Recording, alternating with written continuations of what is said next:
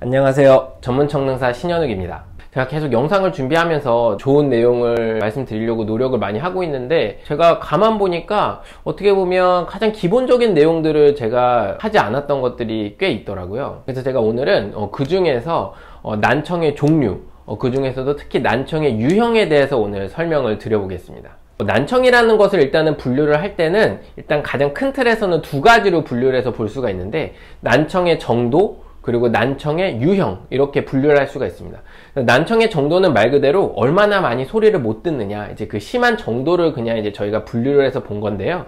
이거는 제가 또 나중에 한 번 더 설명을 드리도록 하겠고, 난청의 유형은 귀에 어떤 부분에 문제가 있느냐에 따라 분류를 하는 겁니다. 자, 이 어떤 부분이라는 걸 알기 위해서는 당연히 귀의 해부 구조를 아셔야 되는데요. 제가 귀의 해부 구조를 따로 설명드린 적이 없어서 제가 오늘은 모형을 보여드리면서 한번 설명을 드리도록 하겠습니다. 자, 요게 귀 모형입니다. 자, 그래서 요 귀 모형을 보시면서 제가 설명을 드리도록 할게요. 좀 보시면 여기 이제 귓바퀴가 보이시죠? 웨이가 보이고, 자, 이 안을 한번 드려보겠습니다. 자. 귀를 보시면 귓바퀴, 저희는 이제 이개라고도 부르는데요. 이개가 있고요. 이 안쪽으로 귓구멍 이렇게 얘기하는데 저희는 웨이도라고 합니다. 그래서 귓바퀴에서 웨이도까지를 저희는 웨이라고 부릅니다. 자, 그리고 이 웨이도를 지나서 보시면 여기에 뭔가 동그란 게 있죠? 보이시죠? 요게 고막입니다. 고막입니다. 고막 안을 다시 한번 조금 더 자세히 들여다보면, 자, 여기 뼈가 보이시죠? 뼈. 요게 이제 저희가 이소골이라고 부릅니다. 그래서 상식 문제 막 이런 나오는 퀴즈쇼 같은 거 보면 항상 뭐 우리 사람 몸에서 가장 작은 뼈는 어디에 있을까요? 그러면 답이 항상 귀거든요. 그게 이 이소골을 의미합니다. 그래서 고막에 이소골이 붙어 있고요. 이 이소골이 이 달팽이관에 같이 붙어 있거든요. 그래서 고막부터 이 이소골에서 이제 달팽이관 전까지 이 공간을 저희가 중이라고 부릅니다. 자, 그리고 말씀드렸던 것처럼 이 이소골이 달팽이관에 붙어 있다 말씀드렸죠? 그래서 이 달팽이관, 한번 빼볼게요.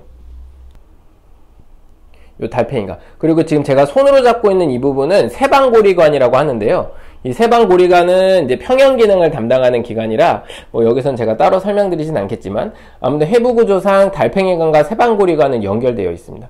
자, 그래서 요 달팽이관 이후부터는 저희가 내이라고 부릅니다. 자, 이렇게 세 부분으로 나누는데요. 이 세 부분에 이제 어떤 부분이 문제가 있느냐에 따라 난청의 유형을 나누게 됩니다. 자, 첫 번째. 자, 내이는 문제가 없는데 웨이나 혹은 중이에 문제가 있는 경우입니다. 자, 이 경우는 저희는 전음성 난청이라고 부릅니다. 그래서 소리가 웨이에서 중에서부터 뭐가 문제가 있어서 소리 전달이 안 되다 보니까 당연히 달팽이관까지 소리가 온전하게 전달이 안 되겠죠. 그래서 발생되는 난청이고요.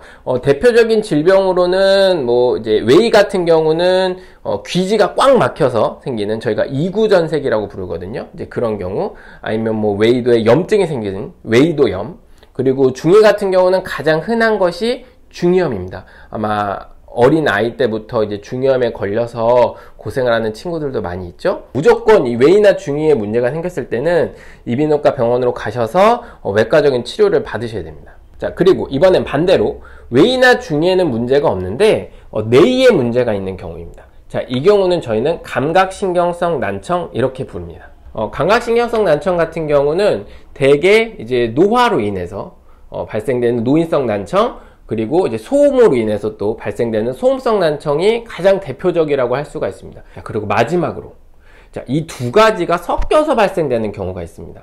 그러니까 웨이나 중이에도 문제가 있고 달팽이관에도 문제가 있는 경우. 자, 이 경우는 저희가 혼합성 난청 이렇게 부릅니다. 말 그대로 전음성 난청과 감각신경성 난청이 혼합이 된 거예요. 그래서 생기는 난청이기 때문에 외과적 치료와 또 여러 가지 재활, 청능 재활을 좀 병행을 해야 되는 난청이라고 할 수가 있습니다. 무거워. 제가 오늘은 난청의 유형에 대해서 설명을 드렸는데요. 제가 다음 시간에는 난청의 정도에 대해서도 한번 말씀을 드려보는 시간을 갖도록 하겠습니다. 자, 끝까지 봐주셔서 감사하고요. 궁금하신 내용은 항상 댓글이나 쪽지 남겨주시면 답변을 드리도록 하겠습니다. 구독과 좋아요 많이 해주십시오. 자, 그러면 다음 주 이 시간에 다시 또 뵙도록 하겠습니다. 감사합니다.